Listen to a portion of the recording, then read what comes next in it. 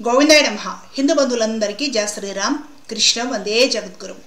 యద్యదాచరతి శ్రేష్ఠ తత్తదే వేతరోజనః సయత్ ప్రమాణం కురుతే లోకస్తదనువర్తతే. ఇది గీతాచార్యుడి మాట. గీతలో స్వామి చెప్తాడు, శ్రేష్ఠులైన మానవుల ఆచరణ ఏదైతే ఉంటుందో ప్రపంచమంతా కూడా ఆధారంలోనే నడుస్తుంది, అలాగే ఆచరిస్తుంది, అలాగే ఆచరించాలి. అప్పుడే శుభం కలుగుతుంది, ఉద్ధరణ కలుగుతుంది, లోక కళ్యాణం జరుగుతుంది. భగవద్గీత సరిగ్గా చదవడము, పోని చదవడం రాకపోతే కుదరకపోతే ఎవరైనా సరే చదువుతూ ఉంటే చెబుతూ ఉంటే వినడము, దాన్ని అర్థం చేసుకోవడము, ఆచరించడం మర్చిపోయిన జాతి మహాత్ములకు వాళ్ళు శరీరాలు వదిలేశాక వాళ్ళ సమాధులకు పూజలు చేసి పూజ చేశాక మాకేదో జ్వరం తగ్గింది, ఏదో చిన్న సమస్య ఏదో తీరింది, లేకపోతే శరీరం వదిలేసిన మహాత్ములు పెద్దలు పూజ్యులు వాళ్ళ సమాధుల చుట్టూ తిరిగాక సమాధులు దర్శించిన తర్వాత మాకు పెళ్ళిళ్ళు అయ్యాయి, ఉద్యోగాలు వచ్చాయి. ఈ విధంగా జీవితం అంతా కూడా మనకు అనుకున్నది లేదంటే మనం కోరుకున్నది మనం కావాలనుకున్నది ఏదో ఒక రకంగా తీరితే ఇదిగో ఇందువల్లే తీరాయి, ఈ సమాధుల చుట్టూ తిరగడం వల్లనే తీరాయి అనే ఒక భావనలో పడిపోయి ఈ మహిమలు, ఈ చిన్న చిత్తగా మ్యాజిక్లు, ఈ అద్భుతాలు, ఏదో మనం అనుకున్నది ఒకటి జరిగింది, ఇది చాలా గొప్పతనం. జీవితానికి పరమార్థం ఏమిటి? నీవేదో అనుకున్నావు, అది జరిగింది, ఇదే జీవితానికి పరమార్థం, ఇంతకు మించిన పరమార్థం లేదు అనే ఒక భావజాలంలోకి హిందూ సమాజం వచ్చిన తర్వాత ఇలాంటి అమాయకమైన అజ్ఞానజనితమైన అలాగే బలహీనమైన మనస్తత్వం ఎప్పుడైతే హిందువుల్లో ప్రవేశించిందో అప్పటి నుంచే మిషనరీలు వచ్చి మతాలు మార్చేశారు.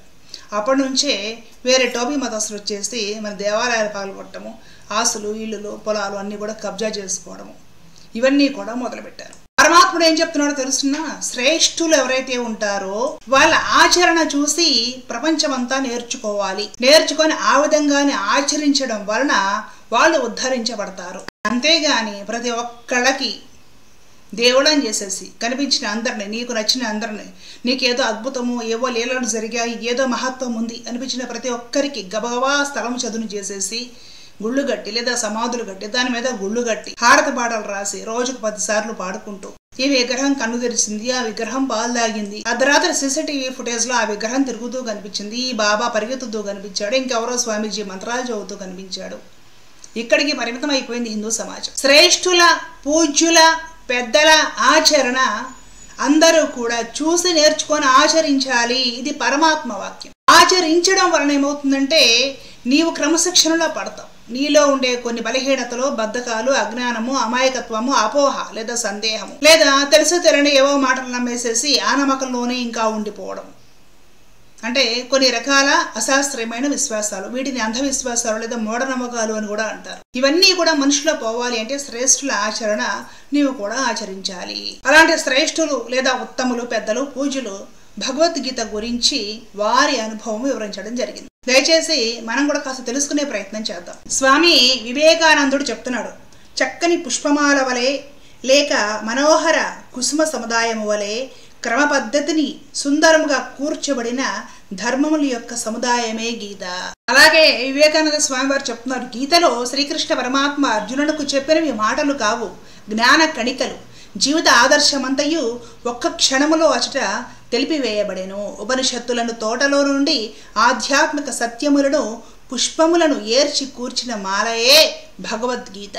వివేకానందుల వారు రామకృష్ణ పరమహంస గారి శిష్యులు. రామకృష్ణ పరమహంస గారు కాళీ ఉపాసకులు. తంత్ర సాధనలు, శ్మశాన సాధనలు కూడా చేశారు వారి జీవితంలో. సరే, వారుక భారతదేశంలో ఒక మహాయోగి, వారికి శిష్యులు వివేకానందులు. నరేంద్రుడు వివేకానందుడిగా మారడానికి రామకృష్ణ పరమహంస గారి గురుత్వము మొదటి కారణమైతే, నరేంద్రుడు వివేకానందుడిగా పూర్తిగా మారి హిందుత్వం గురించి ప్రపంచం నలుదిశలా చాటి చెప్పి గొంతెత్తి హిందూ సోదరులని నిద్రాణమై ఉన్న హిందూ సమాజాన్ని జాగృతం చేయడానికి ప్రయత్నం చేయడానికి అంతటి సంకల్ప బలం కలిగించింది భగవద్గీత. ఆ విషయము మహాత్ముడు వివేకానందుల వారు చెప్పుకున్నారు. నరేంద్రుడిగా ఉన్న నన్ను వివేకానందుడిగా మార్చింది భగవద్గీత అని. కాబట్టి శ్రేష్ఠులు ఏం చెప్తున్నారో, ఏం ఆచరించారో అది మనం తెలుసుకొని ఆచరించడం మంచి పద్ధతి. దానివల్ల వారు తరించినట్లుగానే మనం కూడా తరిస్తాం. తరించడానికి ఇదొక్కటే ఉపాయం ఉంది. అలాగే మహర్షి మలయాళ స్వాములు వారు చెప్తున్నారు, విశాలమైన అర్థము అగాధ భావము సమత్వము గల గ్రంథము గీతకు సాటి అయినది మరి ఒకటి లేనే లేదు. మలయాళ స్వామివారు ఏర్పేడ ఆశ్రమం స్వామివారు అందరికీ తెలుసు. తెలుగు రాష్ట్రాలు తెలుగు వారికి వారు పరమ అద్వైతి. అసలు అద్వైతము అనేది ఒక రూపు దాల్చితే, ఒక శరీరము దాల్చితే అది మహర్షి మలయాళ స్వాములు వారు, తర్వాత వారి శిష్యులు సుఖబ్రహ్మాశ్రమం స్వామి, గీతా మకరందం రచయిత మహాత్ములు శ్రీ శ్రీ శ్రీ విద్యా ప్రకాశానందగిరి స్వామివారు, ఆదిశంకరాచార్య స్వామివారు, తర్వాత ఈ కాలపు మహాయోగులు మహాత్ములు పరమ పూజ్యులు వీళ్ళిద్దరూ. ఆ విధంగా మలయాళ స్వామి వారు చెప్తున్నారు, విశాలమైన అర్థము, అగాధమైన భావము, లోతైన భావం, సమత్వము ఉన్న గ్రంథము భగవద్గీతకు సాటి అయినది మరి ఒకటి లేనే లేదు అని. అలాగే మహాత్మా గాంధీ గారు చెప్తున్నారు, మీలో సంస్కృతం తెలిసిన వారు రేపు లేకపోతే వీలైతే ఈ దినమే ఒక భగవద్గీత గ్రంథము కొని చదువు ప్రారంభించండి. మీలో సంస్కృతం తెలియని వారు కనీసం భగవద్గీత చదవడం కోసమైన సంస్కృతం నేర్చుకోండి. నేను యథార్థంగా చెబుతున్నాను, మీరు కని విని ఎరుగని అమూల్య జ్ఞాన భాండారం ఎంతయో భగవద్గీత నందు కలదు. అలాగే గాంధీ గారు ఇంకొక విషయం కూడా చెప్తున్నారు, దుఃఖపూరితముకు వాతావరణం నందున్నను ఆ దుఃఖము నన్ను అంటకుండా ఉండటం ఒక కారణము భగవద్గీత బోధయే. అలాగే నా జీవితంలో ఏది చేయాలి ఏది చేయకూడదు అని ఎన్నో సవాళ్లు వచ్చినప్పుడు, సందేహాలు వచ్చినప్పుడు, నాకు చెప్పడానికి మంచి స్నేహితుడు ఎవరు కూడా లేనప్పుడు నేను భగవద్గీత తెరిచి చూస్తే నాకు అందులోనే సమాధానం దొరుకుతుంది. ఆ విధంగా ఎన్నో సందేహాలు తీరి ఎన్నో నిర్ణయాలు నేను తీసుకోగలిగారు అని కూడా గాంధీ గారు చెప్పడం జరిగింది. ఈ కాలంలో గాంధీ గారు చాలా మందికి నచ్చట్లేడు, పర్వాలేదు, నచ్చాల్సిన అవసరం లేదు అందరికీ. సరే, నచ్చకపోవడానికి వాళ్ళ కారణాలు వాళ్ళకు ఉండొచ్చు కూడా.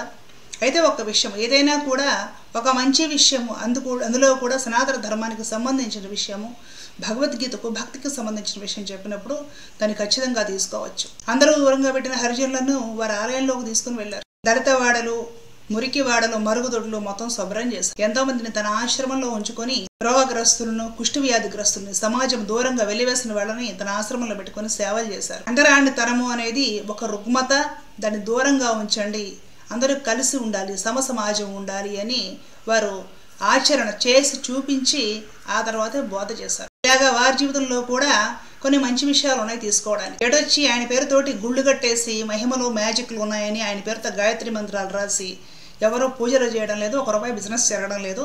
ఎవరో గాంధీ గారి సమాధి దగ్గరికి వెళ్ళి బూడిదలో అవి తెచ్చేసుకొని ఏదో మహిమలు మ్యాజిక్లు అయితే ప్రచారం జరగట్లేదు. కాబట్టి మన సనాతన ధర్మానికి హాని ఏం లేదు.